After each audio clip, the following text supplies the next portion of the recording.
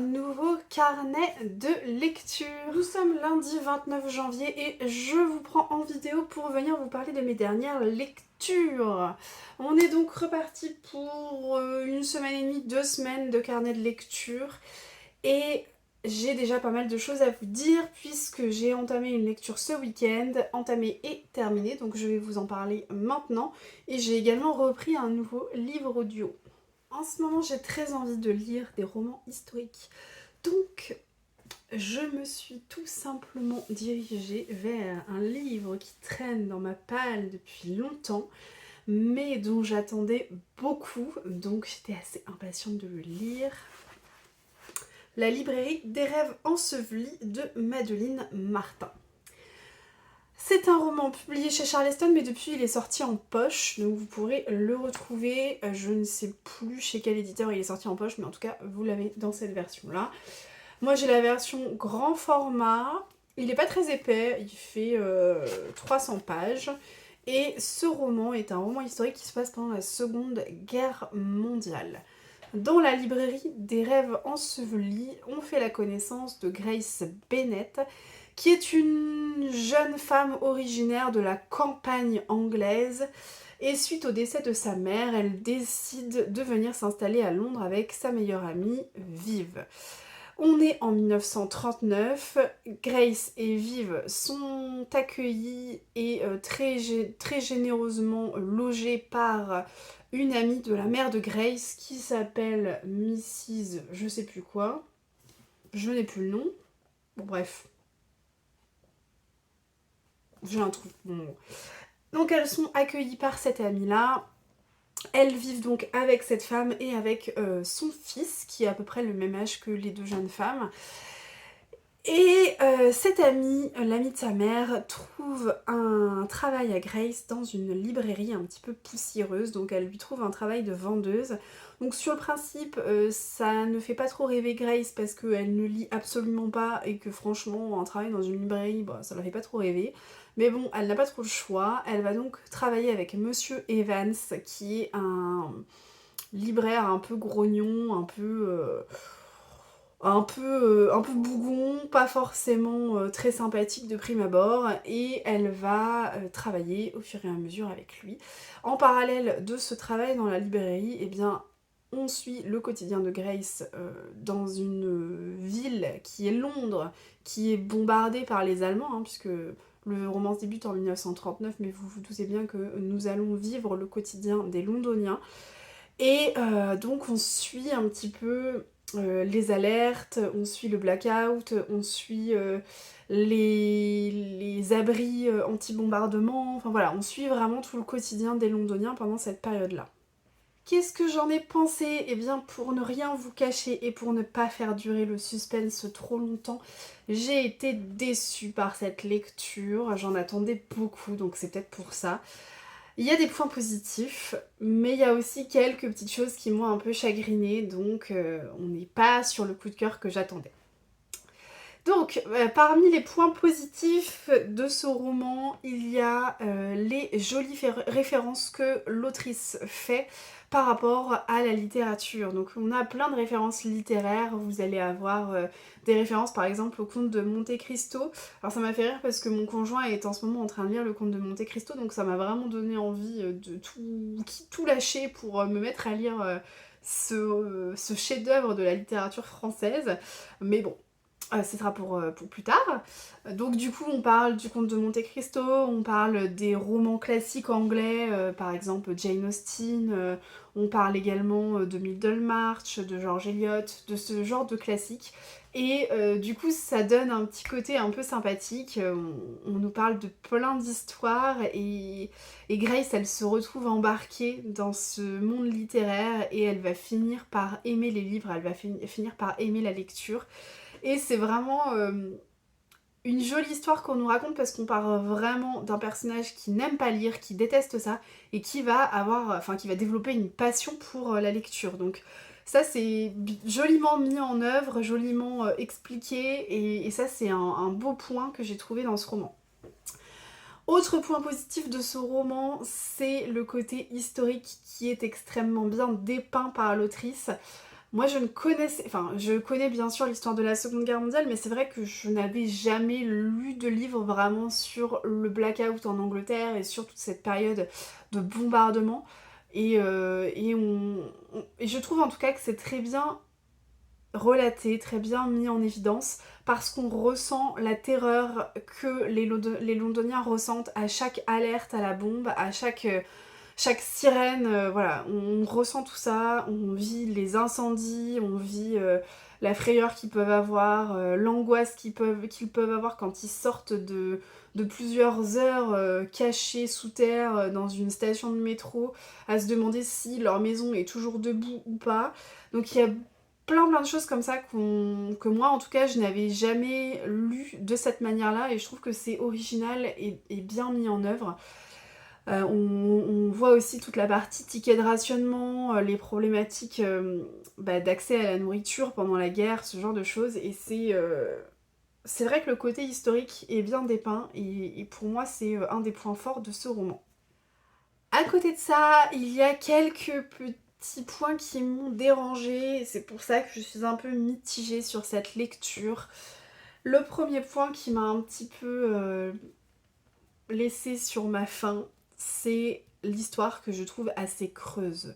En fait, il n'y a pas réellement d'intrigue. On suit Grace Bennett qui est une jeune femme très gentille, très bien sous tout rapport, qui découvre la lecture, qui a une part d'héroïsme en elle, puisqu'elle se porte volontaire pour faire des tours et pour surveiller un peu les rues de Londres pendant les nuits. Donc, donc voilà, on sent qu'il y a beaucoup de courage dans cette personne-là, on sent elle est investie d'une mission. Mais en fait, mis à part ça, il n'y a pas vraiment d'histoire. Enfin vraiment, l'histoire elle tourne autour de la librairie de Monsieur Evans et de Grace Bennett. Mais l'intrigue pour moi elle reste assez creuse. Et bon, réussir à faire 300 pages dessus, déjà je trouve que c'est pas mal. Heureusement que c'est pas plus long parce que je sais pas trop ce que l'autrice aurait raconté de plus. Donc bon, c'est un petit problème pour moi. À côté de ça, ce qui m'a un petit peu dérangée, c'est que comment dire ça? On a de l'émotion, mais pas autant que ce qu'on pourrait croire. Il y a certaines scènes qui devraient vraiment nous prendre aux tripes, qui auraient dû m'arracher des larmes, qui auraient dû m'émouvoir vraiment énormément, et ça n'a pas été le cas. Et du coup, c'est vrai que ça m'a un peu... Enfin, j'ai été un peu perplexe par rapport à ça, parce que je ne comprends pas pourquoi je n'ai pas ressenti plus d'émotion que ça à la lecture de ce roman. Alors de l'émotion, il y en a un petit peu. Ce qui est très très bien fait, c'est ce que je vous disais juste à l'instant, hein, mais c'est tout le côté historique qui est extrêmement bien mis en avant, qui est extrêmement bien relaté. Mais c'est vrai que le côté vraiment émotion, et bah moi je le retrouve pas forcément. Et c'est un peu dommage sur ce genre de roman. C'est un roman historique où clairement on sait que c'est des heures très sombres de l'histoire de l'Angleterre, c'est des heures compliquées à vivre. On sait très bien que les familles en Angleterre n'ont pas vécu des années très sympathiques pendant cette guerre, ça a été très difficile. Et je trouve que on le ressent à travers l'histoire qui est relatée, mais on ne le sent pas à travers l'émotion des personnages. Et ça, je trouve que c'est un peu dommage. À côté de ça, les personnages sont assez lisses. Le personnage de Grace Bennett, elle est hyper mignonne, hein, ça, y a aucun souci. Elle est toute gentille, on a envie de la prendre dans ses bras, elle est adorable. Mais les personnages, en fait, sont très manichéens. Tout est beau, tout est beau, tout est lisse, tout est joli. Les méchants, ce sont les Allemands. Et en gros, voilà. Bon, je caricature un peu, hein, mais tous les personnages que l'on rencontre dans ce roman sont des personnages avec un très bon fond. Ils sont très gentils, ils ont le cœur sur la main, il y a beaucoup de solidarité. Bon, en réalité, je ne suis pas sûre que c'était forcément le cas à l'époque. Je ne pense pas qu'il y avait que des personnes bien intentionnées, avec le cœur sur la main. C'est un parti pris de la part de l'autrice, c'est comme ça. Bon, ça m'a un petit peu dérangée, je peux comprendre, mais ça m'a un petit peu dérangée. Donc toutes ces raisons font que ce n'est pas le coup de cœur que j'attendais. Ça reste une jolie histoire, ça reste quelque chose d'être très intéressant parce qu'on a vraiment le point de vue de la Seconde Guerre mondiale sur Londres, qui est vraiment... L'accent est mis sur Londres, donc ça c'est vraiment bien. Mais pour moi, c'est pas une lecture qui me laissera un souvenir impérissable. Dites-moi ce que vous avez pensé de ce livre, parce que alors, ça fait longtemps qu'il est sorti, hein, je sais plus quand est-ce qu'il a été publié, 2022, donc ça fait quand même presque 2 ans qu'il est sorti. Donc j'imagine que vous l'avez peut-être déjà lu, surtout si vous êtes friand des histoires qui parlent de la Seconde Guerre mondiale. Donc n'hésitez pas à me dire ce que vous en avez pensé, je serais ravie d'échanger mon point de vue avec le vôtre. À côté de ça, j'ai commencé un nouveau livre audio. Donc j'ai pris le parti de faire... de ne pas prendre de risques. Mais finalement, j'en ai pris un quand même. Donc sur ma lecture audio, je suis partie sur un roman de Lorraine Fouché. Si vous avez vu ma vidéo sur la lecture audio, vous savez que Lorraine Fouché, c'est une autrice que je conseille à l'audio puisque je trouve que ça fonctionne extrêmement bien. Ces histoires, elles s'écoutent très très bien. Et moi, c'est vraiment une de mes autrices chouchou et incontournables pour la lecture audio. Donc j'ai décidé de prendre un de ses romans. Sauf que Lorraine Fouché, il faut savoir qu'elle écrit beaucoup sur la Bretagne, et là j'avais pas forcément envie d'écouter un roman qui se passe en Bretagne. Donc j'ai pris un de ses livres, un des seuls de ses romans qui ne se passe pas en Bretagne, qui est sorti il n'y a pas très longtemps de mémoire, c'est Jamais là par hasard, et donc ce roman se passe en Laponie. Donc je me suis dit que c'était parfait, la saison s'y prête bien, on est en plein hiver, la Laponie, c'est très bien.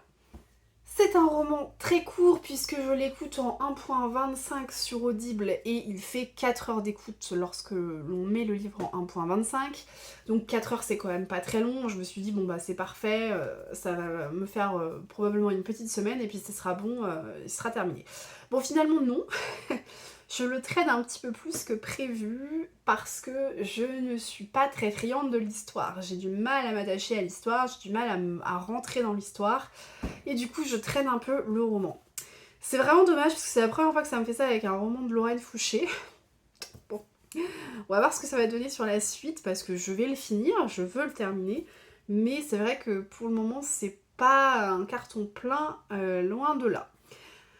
Donc, comme je vous disais, l'histoire se passe en Laponie. Donc on fait la connaissance de 3 personnages. Ambroise, qui est un homme d'une 60aine d'années. Flore, qui est une femme d'une 40aine d'années qui vient de se séparer de son mari qui l'a trompée. Elle a 2 enfants avec lui. Et la dernière, c'est Arwen, qui a une 20aine d'années et qui est en rémission d'un cancer. Voilà un peu les personnages, le pitch de départ. Donc ce sont 3 personnages qui n'ont strictement rien à voir, ils n'ont rien en commun. Et la seule chose qu'ils ont en commun, c'est qu'ils reçoivent tous un billet d'avion avec... un billet d'avion aller-retour pour la Laponie. Donc on leur offre 3 jours sur place dans un hôtel avec des activités déjà programmées. Et donc, bon voilà, ils décident tous les 3 de partir parce qu'ils n'ont rien de prévu à ce moment-là, rien ne les retient, donc ils partent tous les 3 en Laponie. Et finalement, quand ils arrivent sur place, on se rend compte que ils ont un lien quand même entre eux. Le lien, c'est une personne de leur entourage dont ils n'ont pas forcément beaucoup de nouvelles. Donc voilà, en gros c'est ça. Je vous en dirai pas plus parce que je ne sais absolument pas ce que raconte la 4ème de couverture et je ne veux pas vous spoiler plus que ça. Donc je vous en dirai pas plus, mais en même temps je n'ai pas grand chose de plus à vous en dire parce que j'en suis à peu près là. Là les 3 personnages sont arrivés en Laponie, ils viennent de passer leur première soirée ensemble et moi j'en suis là dans mon écoute, donc je peux pas vous en dire plus, je n'en sais pas plus. Que vous dire? Eh bien écoutez, je suis assez dubitative par rapport à cette lecture parce que ça va très vite, beaucoup trop vite à mon sens. Alors effectivement, hein, c'est bien les lectures audio quand c'est assez court parce que on les traîne pas sur 3 mois, mais enfin bon, il y a court et il y a trop rapide. Donc là, on est sur la version trop rapide des choses. Pour moi, le roman va trop vite. On a à peine le temps de mettre l'intrigue en place que tout s'enchaîne. On connaît pas les personnages, on fait, je pense que ça doit être l'équivalent de 2 ou 3 pages sur chacun des personnages, et bim, ils se retrouvent ensemble dans un avion, et ils partent pour la Laponie, et on ne sait rien de plus sur eux. Donc je trouve que c'est compliqué parce qu'on n'arrive pas forcément à s'attacher à ces personnages-là. Alors moi, ils me font vraiment ni chaud ni froid, et en vrai, à vrai dire, là, à l'heure actuelle de mon écoute, je me fiche royalement de ce qui peut bien leur arriver en Laponie. Hein. Donc du coup, c'est un peu compliqué. Je ne retourne pas à la lecture audio avec énormément d'envie, ce qui fait que je traîne un peu ma lecture. Pour vous donner un exemple, je suis allée courir samedi matin. Donc habituellement quand je vais courir, je prends toujours mon livre audio avec moi. Et là, j'ai pris le livre audio. Au bout de 2 km, j'en avais marre. Donc j'ai fait une pause, j'ai changé, j'ai pris une playlist de musique parce que j'avais pas envie d'écouter le livre, quoi.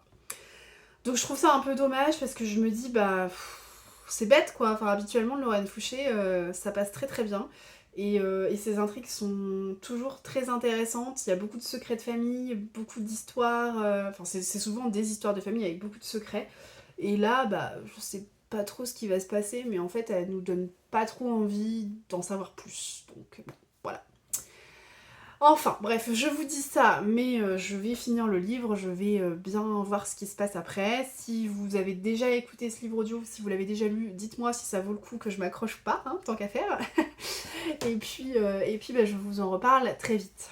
Bon, là, vous l'avez compris, je n'ai plus de livre papier en cours. Dans l'idée, j'ai des thrillers qui m'attendent, mais je suis solo en ce début de semaine puisque mon conjoint est en déplacement. Et vous savez très bien que je ne supporte pas lire des thrillers quand je suis toute seule. Je suis trop une flippette pour ça. Donc du coup, je vais plutôt partir sur un autre genre de livre. Je vous ai dit en tout début de vidéo que j'avais très envie de lire des romans historiques en ce moment. Celui-ci m'a bien plu, mais je reste quand même un peu sur ma faim, donc j'ai quand même bien envie de me diriger vers un roman historique. Je vais voir. Du coup, vous l'aurez compris, je ne sais absolument pas quoi lire, donc je vais vous emmener avec moi à côté de ma bibliothèque,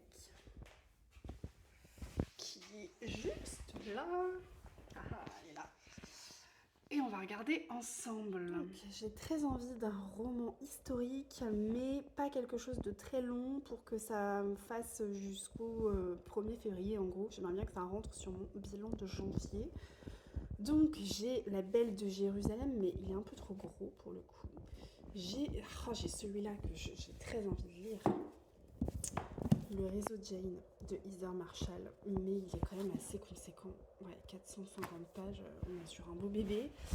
Ah, j'ai celui-là aussi qui pourrait me plaire. Le déjeuner des barricades de Pauline Dreyfus qui se passe en 1968, je crois. Ouais, c'est ça, mai 68. Et il est très aéré et pas très long, donc pourquoi pas. Qu'est-ce que j'ai d'autre? Ah, j'ai celui-là aussi que mon papa m'avait offert, La Loi du désordre, qui est assez aéré aussi, qui a pas l'air si long que ça, et qui se passe pendant la Première Guerre mondiale. Pourquoi pas celui-ci? Qu'est-ce que j'ai d'autre? Ah, bah j'ai celui-là aussi.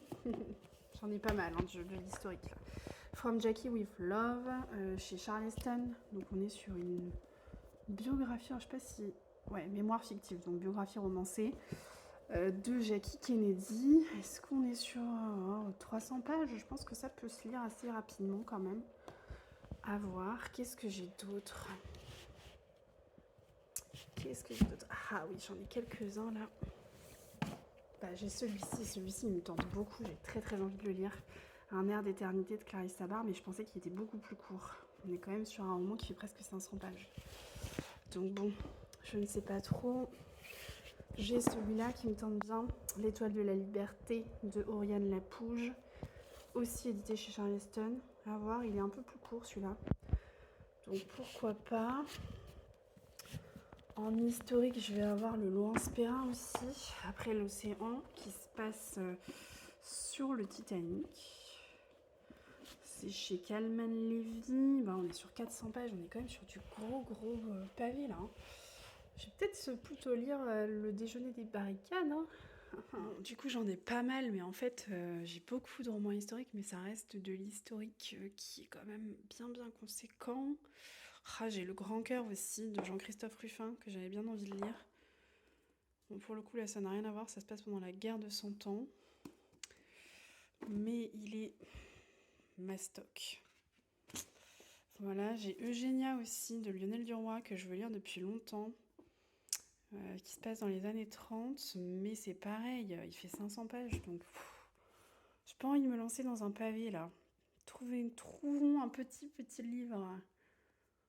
Oh, j'ai la biographie de Simone Veil aussi, que j'aurais bien lu. Qu'est-ce que j'ai d'autre? Oh. Ah, je suis un peu perdue là, je sais pas trop quoi lire.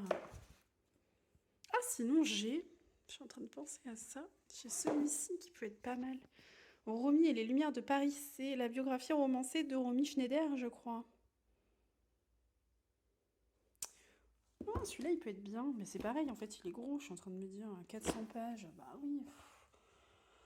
Bon, bah écoutez, on n'est pas trop avancé avec tout ça, hein. Vraiment pas. Ah oui, j'ai celui-là aussi qui me tentait beaucoup, L'île aux arbres disparus, de Elif Shafak, qui se passe entre Chypre et la Grèce, je crois, quelque chose comme ça. Et il me tente bien, mais là, mais c'est pareil, 469 pages, mais mon Dieu, ça... Ah oui, puis j'ai celui-là. Ah non, mais alors lui, ça fait tellement longtemps que j'ai dans ma palle, ça doit faire au moins 6 ou 7 ans. Une odeur de gingembre. 1903, pour la Chine. Alors, pas mal celui-là, je le garderai bien pour ce printemps, tiens. Bon bref, j'en ai beaucoup des romans historiques, mais des petits romans historiques, j'en ai pas des masses, donc je ne sais absolument pas vers quoi je vais me tourner. Je vous tiens bien évidemment au courant.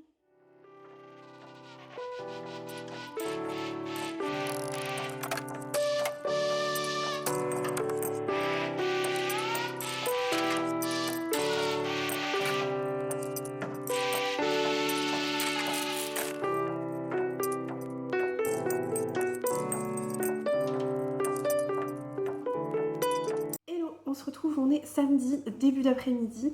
Je reviens vous parler lecture bien sûr, mais avant ça je voulais vous parler peinture, puisque ce matin j'ai eu l'occasion de faire l'exposition sur Suzanne Valadon qui a lieu au musée d'art de Nantes.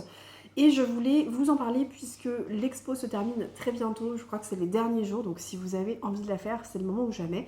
Suzanne Valadon, c'est une peintre qui est née en 1865 et qui est décédée en 1938. Et elle est assez réputée pour avoir mis les femmes peintres sur le devant de la scène et elle a participé un petit peu à l'émancipation de ces femmes artistes. Et Suzanne Valadon, elle est surtout connue pour être la mère de l'artiste Maurice Utrillo, que vous connaissez peut-être, voilà. Donc je vous ai mis quelques plans vidéo juste avant. Sa peinture est reconnaissable puisque elle utilise un trait, notamment sur ses portraits, le trait que l'on appelle un cerne, je crois, si j'ai bien tout suivi dans l'exposition. Et du coup, sa peinture est extrêmement reconnaissable. Et c'est vrai que c'est vraiment plaisant à regarder et l'exposition est très sympa. Voilà, donc si vous avez l'occasion, c'est le moment d'y aller. Ça vous plaira peut-être. Ça n'a rien à voir avec les livres, mais je voulais quand même vous en parler. Ça change un petit peu. Sinon, revenons à nos moutons, parlons lecture. Bon, finalement, contrairement à ce que je vous avais dit en début de semaine où j'avais très envie de prendre un nouveau roman historique, de préférence pas très long, eh bien, j'ai fait n'importe quoi. J'ai complètement switché d'idée. Je suis partie sur quelque chose de totalement différent. En fait, je voulais absolument un livre qui se lise très rapidement, vous l'aurez compris. Et donc, je me suis dit qu'il n'y avait rien de mieux que la new romance pour lire très rapidement. Et donc, c'est ce que j'ai fait. J'ai pris le deuxième tome de la saga d'Hadès et Perséphone. Donc, le deuxième tome s'appelle Touch of Ruin. Et c'est publié chez Hugo Poche. Voilà, donc c'est une trilogie Hadès et Perséphone. Je vous avais déjà parlé de ce que j'avais pensé du premier tome au mois de septembre. Ça doit être mon carnet de lecture 59, je crois, quelque chose comme ça. Et donc du coup, je vous avais parlé un petit peu de cette saga. Donc il s'agit d'une trilogie. Il ne me reste plus que le troisième tome que j'ai déjà dans ma palle, donc je pourrai le lire bientôt également et enchaîner pour terminer la trilogie. On est sur de la new romance, je l'ai lu en 2 soirées, donc on est sur quelque chose qui se lit très vite. Dans ce tome-là, on retrouve bien évidemment les personnages d'Hadès et Perséphone, hein, vous vous en doutez. Sauf que dans ce tome-là, je vous donne un peu de contexte sans trop vous en dévoiler quand même parce qu'on est sur un tome 2. Dans ce tome-là, Hadès et Perséphone sont en couple, donc ils sont bien installés dans leur couple, ils ont une relation durable qu'ils essayent de construire petit à petit. Et je peux pas vous dire grand-chose de plus parce qu'en fait, c'est tout ce qui se passe dans ce tome. En fait, on a vraiment la construction de leur histoire d'amour. et il n'y a rien de plus. Donc je vais pas être très originale par rapport à ce que je vous avais dit sur la librairie des rêves ensevelis. C'est un petit peu la même chose, l'intrigue ici elle est très plate. En fait il se passe pas grand chose, il n'y a pas vraiment de consistance. On est sur une histoire d'amour avec un schéma narratif très redondant puisque on va avoir un certain nombre de boulettes, la plupart du temps commises par Perséphone. Les boulettes vont forcément lâcher un froid dans leur couple, donc soit un froid, soit carrément une engueulade, et il va y avoir réconciliation sur l'oreiller. Et en fait, c'est le schéma narratif que l'on retrouve tout le temps, tout le temps, tout le temps, tout le temps. Et ça continue encore, et ça ne s'arrête jamais. Donc, comment vous dire qu'à la longue, c'est un petit peu pénible. Ça reste de la new romance, donc effectivement, on s'attend à ce qu'il y ait ce genre d'événement, mais c'est vrai que là, on a que ça sur 585 pages. Voilà, donc c'est un petit peu long. Donc finalement, dans ce tome-là, l'histoire qui est la plus intéressante à mon sens, c'est celle qui va se dérouler entre pas Hadès du coup, entre Perséphone et sa meilleure amie Lexa. Là j'ai trouvé que c'était assez intéressant parce que l'autrice elle nous tisse quelque chose de passionnant par rapport à la vie que l'on peut, enfin à la vision que l'on peut avoir des enfers, de la vie sur Terre, de la vie après la mort, ce genre de choses. Et donc du coup, ça c'est vraiment intéressant et je trouve que la relation qui se crée entre Perséphone et Lexa est vraiment très jolie et très belle à suivre. Donc ça c'est un petit plus que j'ai bien aimé dans le roman. Ce que j'aime aussi beaucoup dans cette trilogie, et c'est pour ça que je continue, c'est qu'on est sur une trilogie qui adapte vraiment parfaitement cette mythologie grecque, et donc vraiment le mythe d'Hadès et Perséphone est adapté d'une façon assez singulière, et ça donne un petit plus au roman. En plus de ça, dans ce deuxième tome-là, on a beaucoup de passages avec Apollon, et donc notamment avec l'histoire de Apollon et Cassandre, on a également l'histoire de Apollon et Sibylle, enfin voilà, on a beaucoup d'histoires différentes, de mythes qui sont repris, et du coup ça donne un peu de consistance à une intrigue qui en manque cruellement. J'avais déjà fait un petit warning quand je vous avais parlé du premier tome, donc je refais le warning ici. Attention, on est sur de la new romance, on est sur des scènes de sexe qui sont complètement explicites, il n'y a rien de suggéré là-dedans, donc ce n'est pas un livre à mettre entre toutes les mains. En plus de ça, sur le champ lexical qui est utilisé, on n'est pas sur quelque chose d'extrêmement poétique, hein, loin de là.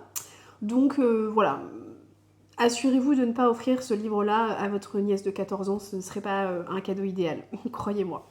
En revanche, si vous aimez bien la new romance et que la romantaisie ne vous fait pas peur, ça peut être l'occasion de découvrir une nouvelle saga. Donc je vous encourage à vous faire votre propre opinion sur cette trilogie. Moi, ce qui est sûr, c'est que je la terminerai. Il me reste plus que le troisième tome, alors je sais plus comment il s'appelle.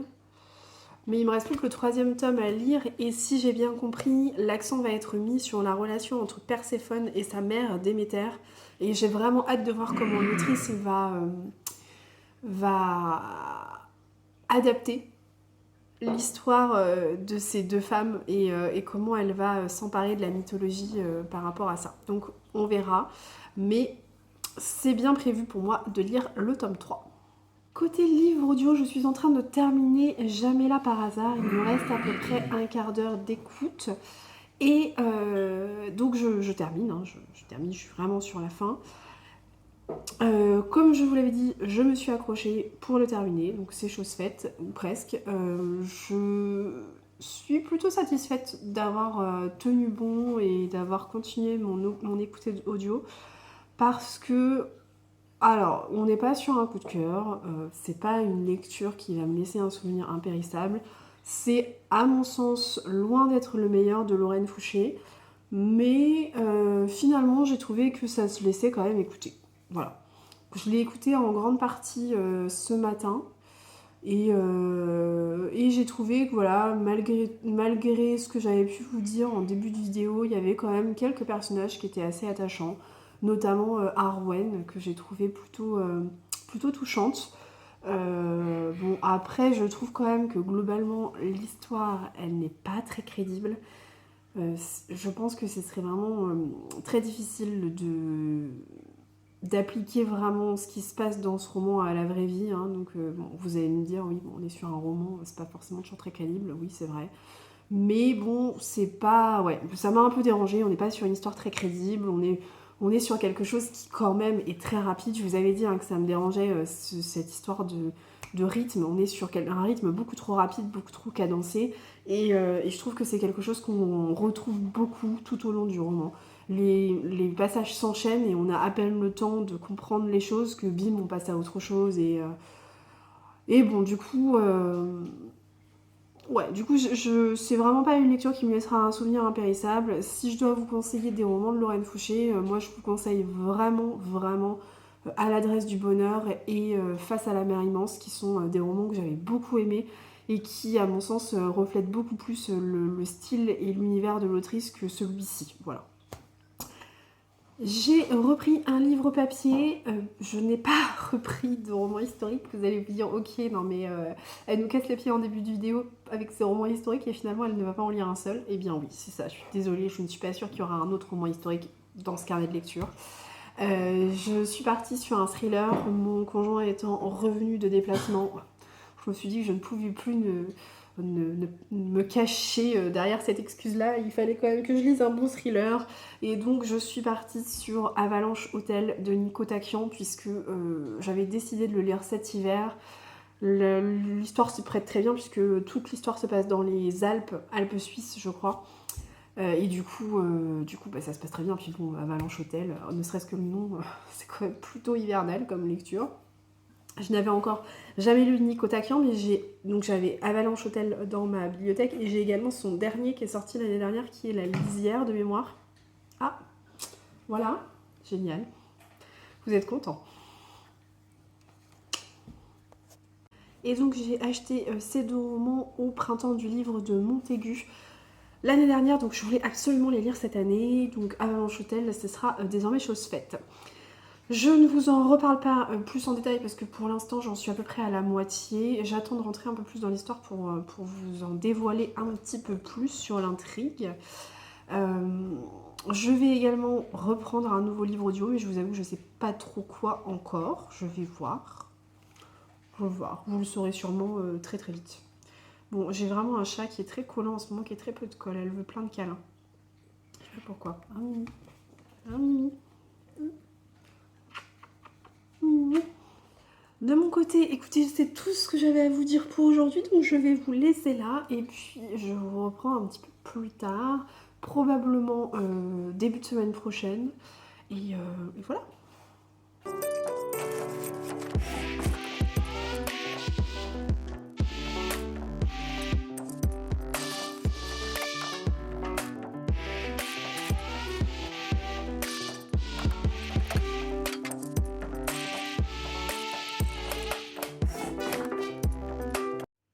Bon, faut quand même que je vous avoue que j'ai craqué et que j'ai décidé de commencer à l'audio le tome 2 de la saga The Earth Players, écrit par Alice Desmerveilles. J'avais commencé la saga en janvier à l'audio grâce à un partenariat avec NetGalley, et donc là j'ai pris sur Audible le tome 2 qui s'appelle The Heartbeat, et c'est l'histoire de Ted Grayson et de Ashley Hawkins, la fille du coach des footballeurs américains que l'on suit dans cette saga. Bref, donc voilà, donc je suis en plein dans de la new romance, histoire de ne pas changer. Je vous en reparlerai un peu plus tard. Hello, on est mercredi et je vous reprends pour clore ce petit carnet de lecture. On est mercredi soir, je m'excuse pour la luminosité, il fait un temps exécrable, il a plu toute la journée, franchement c'est déprimant. Moi je n'en peux plus de cet hiver interminable, j'aimerais bien avoir un peu de soleil, un peu de chaleur, un peu de trucs un peu sympas là. Mais on n'en est pas là, hein, loin de là, je crois qu'on va avoir ce temps-là toute la semaine et tout le week-end. Je suis ravie. Je ne viens absolument pas vous parler de météo, donc on va en rester là. Je vous prends rapidement, je vais donc clore ce carnet de lecture, mais avant ça, je voulais vous donner mon avis sur ma lecture en cours, qui n'est autre que... Enfin, ma lecture terminée, puisqu'elle n'est plus en cours, elle est terminée depuis hier soir, qui n'est autre que Avalanche Hotel de Nico Takian. Je vous en avais un petit peu parlé dans le carnet de lecture, mais je crois que je ne vous ai absolument pas fait de récap de l'histoire ni rien. Donc c'est le moment. Dans ce roman, qui est plutôt un roman policier, ne vous attendez pas à un thriller, on est dans la tête du policier, hein, pas du tueur, donc voilà. Dans ce roman, on fait la connaissance de Joshua Oberson. En 1980, dans les années 1980, janvier je crois, 1980, qui est donc agent de sécurité dans un grand palace qui est appelé Avalanche Hotel. Et donc c'est un palace majestueux où il côtoie les plus grandes familles bourgeoises françaises et suisses, parce que le roman se passe dans les Alpes suisses, je crois. Et donc voilà, et donc il est amené à enquêter sur la disparition de la fille d'un couple de clients de ce palace-là. Et il fait des recherches, etc. Et à un moment donné, il se retrouve pris dans une avalanche. Et il se réveille de son coma, donc il a été sauvé in extremis, il se réveille de son coma quelques jours plus tard. Et alors là, il est en janvier 2018, donc on a un conflit temporel, hein, clairement. Il est en janvier 2018 et en fait dans cette temporalité-là, il est flic. Et il enquête sur enfin c'est pas vraiment une disparition, en fait il enquête sur une jeune femme qui a été découverte, qui est inconnue au bataillon, personne ne sait qui elle est, et en fait elle a été découverte, prise dans une avalanche elle aussi, et donc elle est dans le coma à l'hôpital et il enquête là-dessus. Il enquête avec sa coéquipière qui s'appelle Sibylle, je vous le donne en mille, et du coup donc c'est un peu le duo d'enquêteurs que l'on suit dans ce roman. C'est un roman très court, comme vous pouvez le voir. La grande question qui va se poser, c'est est-ce que les deux temporalités sont liées ou non?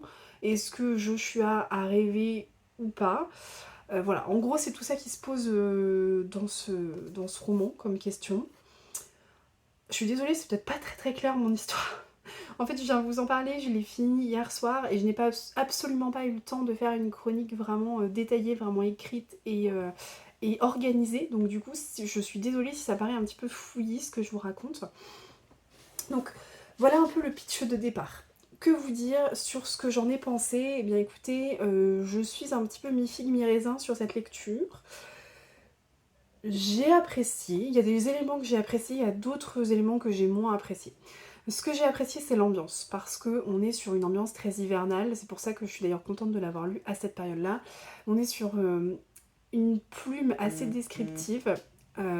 Nico Takian, ouais, la plume de Nico Takian est vraiment particulière, elle est très descriptive, très visuelle, assez travaillée, et donc du coup on se retrouve vraiment plongé dans une ambiance glaçante, on ressent le froid, on ressent l'atmosphère pesante, on ressent l'ambiance glaçante, on ressent tout ça.